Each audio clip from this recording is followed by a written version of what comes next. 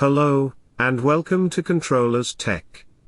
This is the 12th video in the STM32 Ethernet series, and today we will be continuing the use of AJAX in the web server. In the previous video we created XML HTTP request, and our server, the STM32, was able to receive that request. Today we will continue with it, and we will receive some data from the server. Then display the data on the web page without loading the entire page. Before I continue with this tutorial, I want to share some important information. I was testing this with FreeRTOS CMSys version 2, and the code kept getting stuck at this particular location after some time. Basically, the semaphore was getting corrupted for some reason, and this happens during the call to acquire the semaphore from the Ethernet if input function. You can see on the right, the item size is supposed to be 0, but it's not.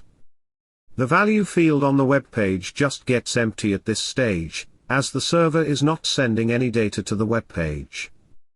After I searched for the error, I found that this is a very common problem with the STM32 Ethernet drivers. I will post the link to this thread in the description below. Here users have listed some solutions to overcome these issues, and using one of these solutions, I switched back to CMSys version 1, and the code worked perfectly.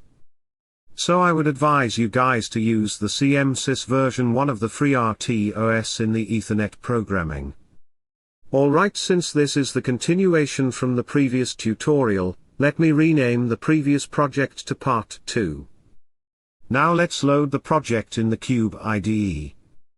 In the meantime, let me show you the HTML file I have created for this project. I was testing it on the W3 Schools website, so let me put it there itself.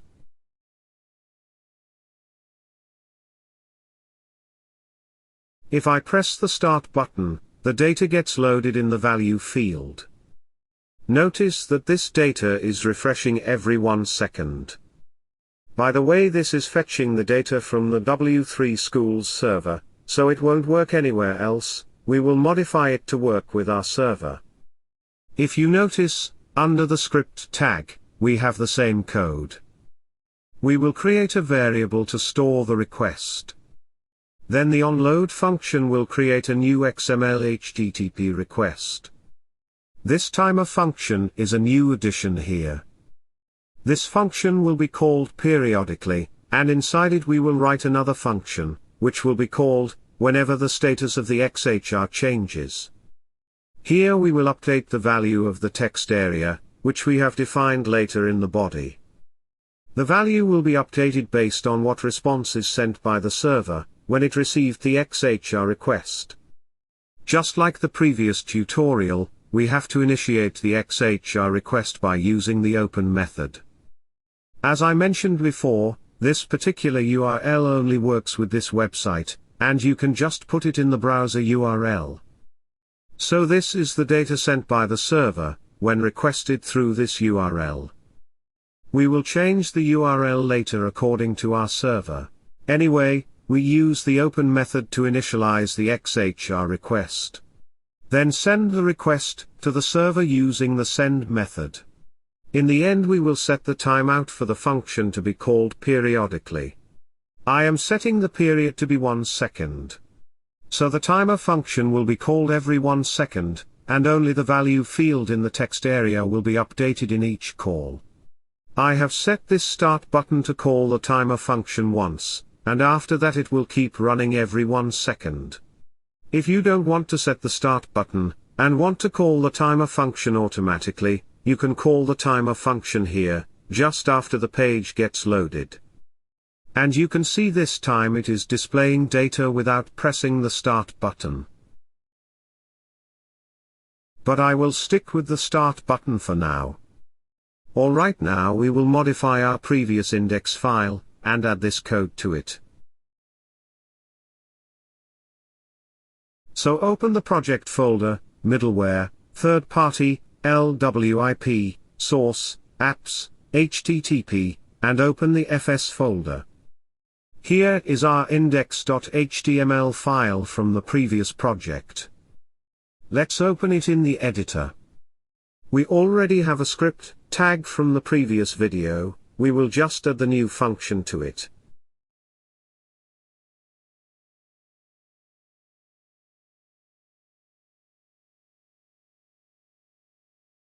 Let's change the URL to getValue.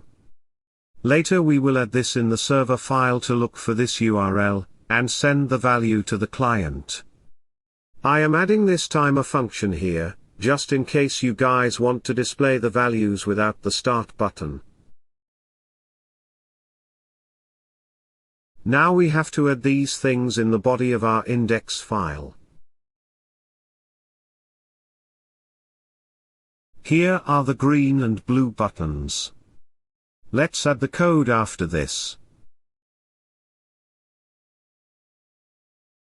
Let's see how it looks.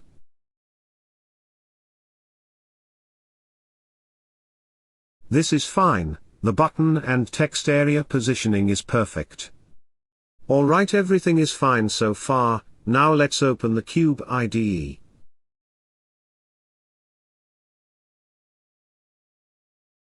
As I mentioned in the beginning, I am going to change to CMSIS version 1.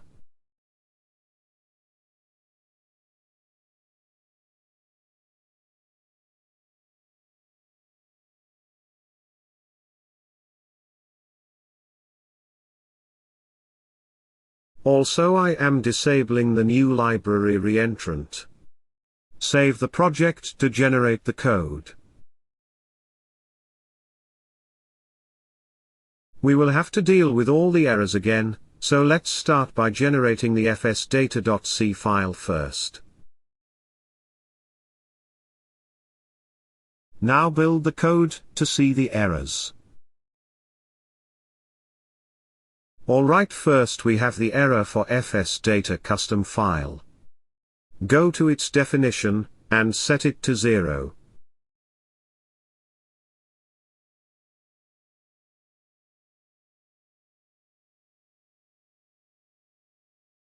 Alright, the errors are gone now. We do have a few warnings, but I guess that's fine. We will see later if we have problems running the code. Let's continue with the http server.c file.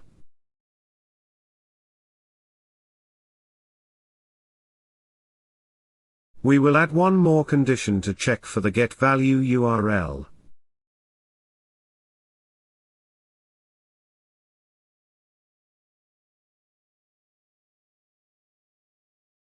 If the request is made using this URL, then first we will create a pointer to store the value we will be sending.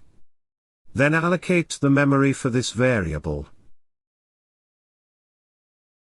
If you are using sprintf, then you must allocate using the PV port malloc, otherwise the memory will get corrupted. I have explained it in one of the free RTOS videos, you can check on the top right corner. I am going to send the incremented value of this index variable.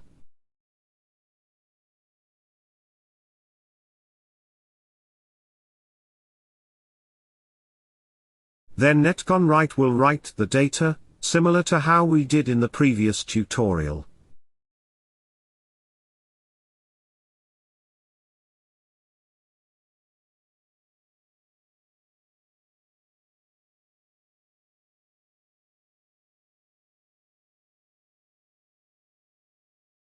If you want to send any sensors value like temperature or pressure, or any other ADC value, you have to first convert it to the string like I did, and then send it.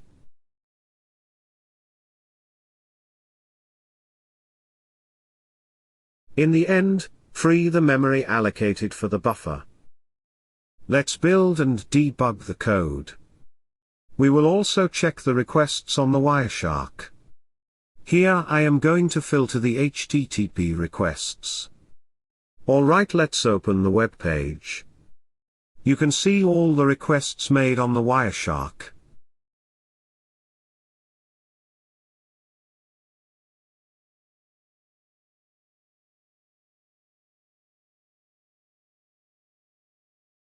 On pressing the green button, the empty request is sent by the client, just like the previous tutorial.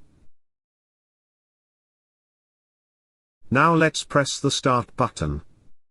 You can see the requests made by the client, and how the value field is updating every second.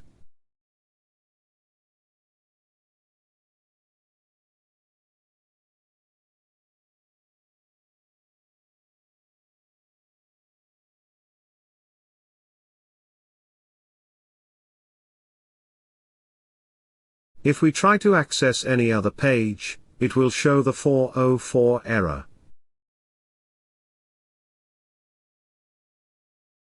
The fact that only the value requests are visible on the Wireshark means the entire page is not reloading, otherwise you would see the requests for images as well.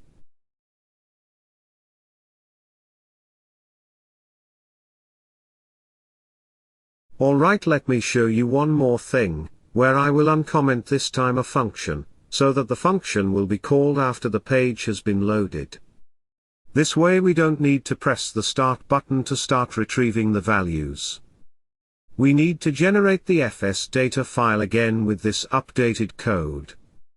Let's build and run the code.